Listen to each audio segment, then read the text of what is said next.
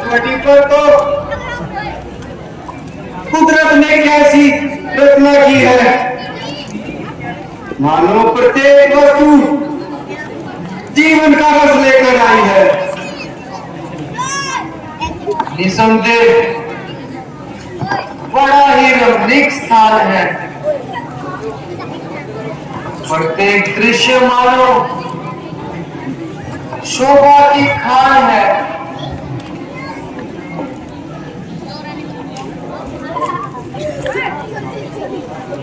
और एक गोदावरी की सुंदरता और इस निर्मल जल ने इसे बिल्कुल बेमिसाल कर दिया है।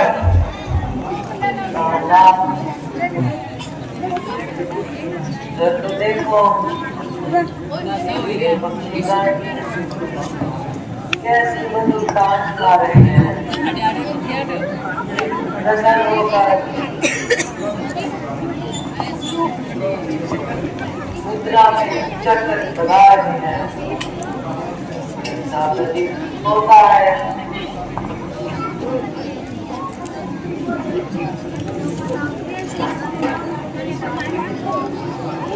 प्रकृति ने सबको नसीब बना दिया है।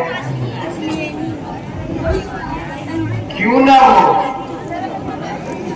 संयोग की अवस्था का ऐसा ही रूप होता है। प्रिय जी, बड़ा ही मनमोहक दृश्य है।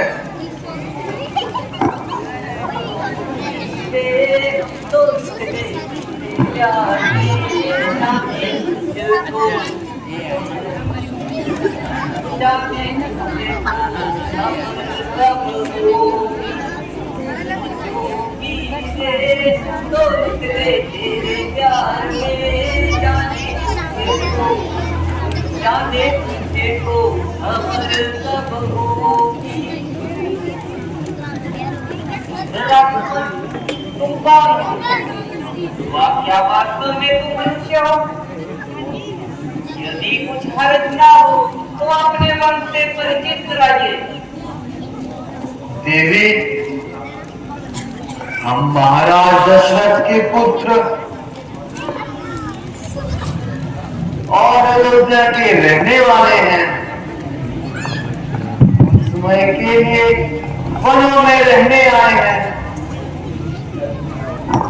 ये सीता जी हमारी धर्म पत्नी है और ये लक्ष्मण जी हमारे छोटे भाई हैं। यदि आप बुरा न माने तो अपने स्थान का पता बताइए और अपना शुभ नाम भी बता दीजिए। लंकापति महाराज रावण की बहन, मेरे भाई खर और सुचन का यही साम्राज्य है और मेरा राज्य रखा है। तो आप इस प्रकार भटक क्यों रही है? मैं फिर से युवपति की खोज में, मुझे आज तक मेरे योग्य कोई वर नहीं मिला, इसीलिए मैं अभी तक पारी। किंतु देवी, वर की खोज करना तो माता पिता और बड़े बंधुओं का काम होता है। श्याम किशोर, तुम कितने भोले हो। यदि मैं ढूंढती ना तो तुम्हारे योग्य वर मुझे कैसे मिलता? नहीं देवी, हमारा तो विवाह हो चुका है। अजी, जरा इधर तो देखो। ये काली काली पलकें, ये सुंदर सुंदर बाल, ये मस्तानी मस्तानी चाल और ये कोयल जैसी मीठी मीठी आवाज। देवी, मैं विवश हूँ, तुम्हारी इच्छा पूर्ण नहीं कर सकता। अगर लक्ष्मण जी इस बात को मान ले तो बहुत बड़ी खुशी की बात है कि आप इनके पास आइए और अपना दिल अभिप्राय व्यक्त कीजिए।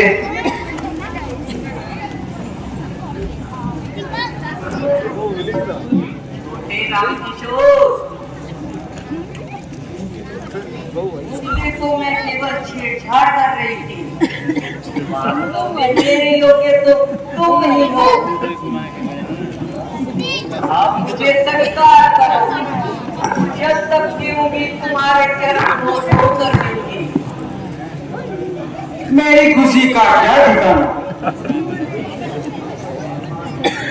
तुम जैसी चंद्रनैनी की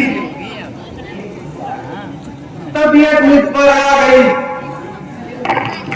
सुंदरी, मैं तो इनका केवल सेवक हूँ। तुझे सेवक के पास क्या सुख मिल सकता है? ओह, ऐसे निठुर ना हो जाओ।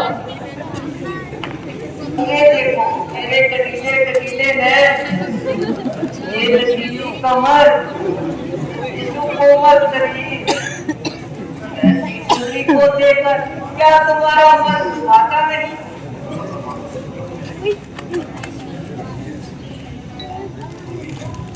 देवी,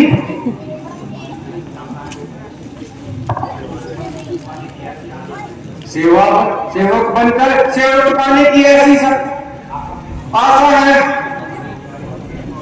कि ऐसे भिखारी बनकर लोभियों का सम्मान पाने की।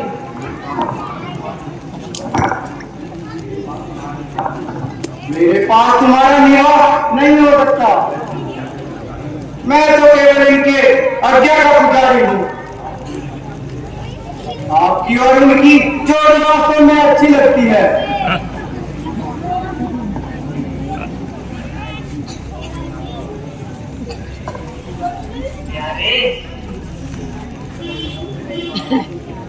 वो तुम मेरी बात नहीं सुन रहा, तुम ही मान जाओ ना।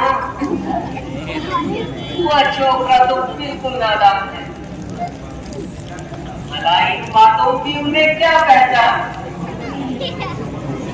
आप अपनी दुल्हन का मन ना दुखाओ, वो दूर से भला मालूम होता है। मन दिल रुक देकर उनको तो दूर हट जाता है।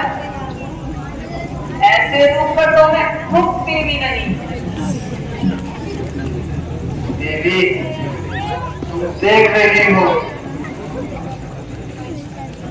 मेरे धर्म पत्नी मेरे साथ बैठी है।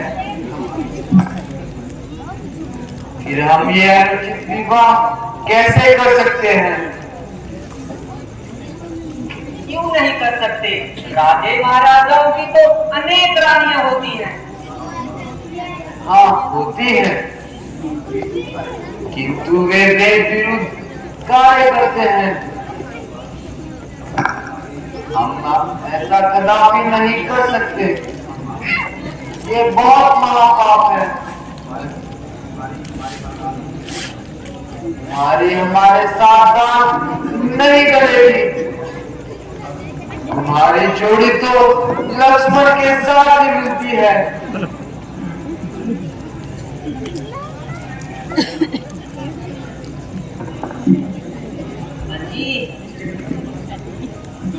इस जंगली के पास भेज दिया, जिसको न बात करने की लियाकत है, वो तो आला दर्जे का बेवकूफ है।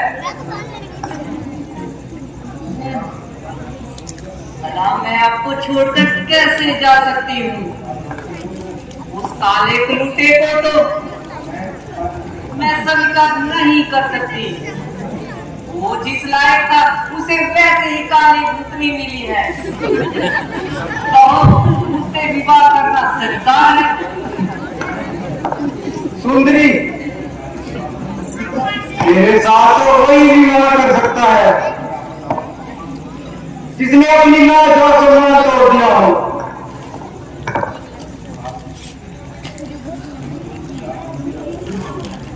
क्या तुम्हें मेरा गुण भी मालूम है? क्या तुम नहीं जानते कि तुम मेरे भाई के राज्य में बैठे हो? क्या तुमने आज तक रावण और खरदूषण का नाम नहीं सुना है? याद रखो, यदि आप भी विवाह का इनकार करोगे तो बिना ही मौत मरोगे। जाती है या बताओ मौत का भाव।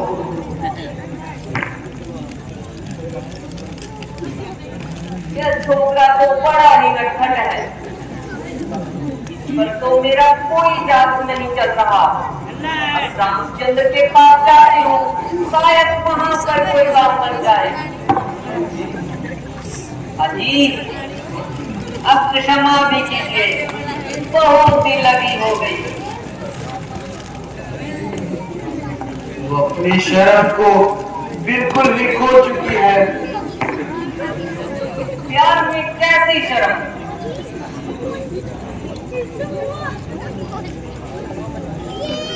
मेहरबानी करके यहाँ से चले जाओ। जब तक ये निगोरी तुम्हारे साथ है तब तक मेरी इच्छा पूरी नहीं होगी। पहले इसी की खबर लेती हूँ, बाद में आपसे बात करती हूँ। क्यों रे बेशरम, तुझे शर्म नहीं आती जो बेशरमों की तरह जंगलों में घूम रही है?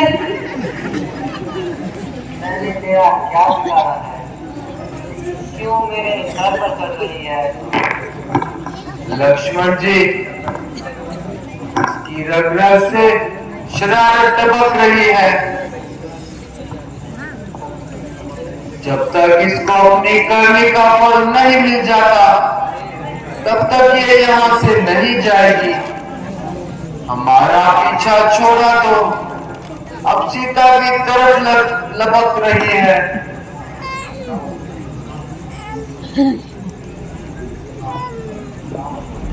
जाओ, अब की बार लक्ष्मण तुम्हारी बात अवश्य सुनेंगे।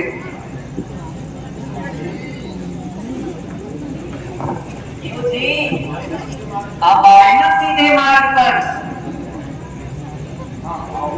हाँ आओ। जो तुमने ठाकुर जी के ऊपर कठोर शब्द चलाए हैं उनका प्रसाद भी लेती जाओ।